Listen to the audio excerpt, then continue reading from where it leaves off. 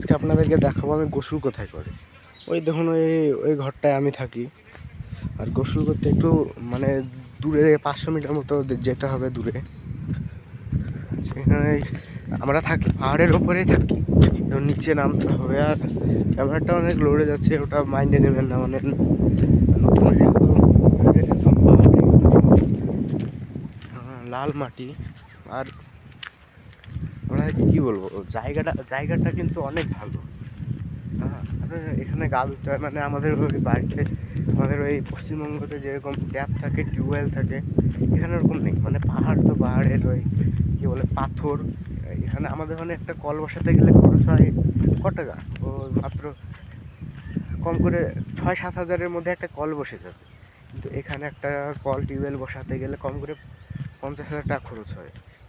তার জন্য এখানকার মানুষ তো বসায় না, কুয়ো থাকে, ওখানে আমরা গা ধুই। দেখতে পাচ্ছেন আপনারা, এই দেখুন চারিদিকে ভালোই পরিবেশ, আকাশটা অনেক সুন্দর।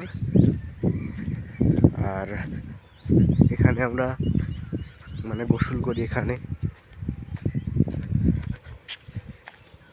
এই দেখুন, এটা হচ্ছে কুয়ো, এখানে জল তুলতে হয়।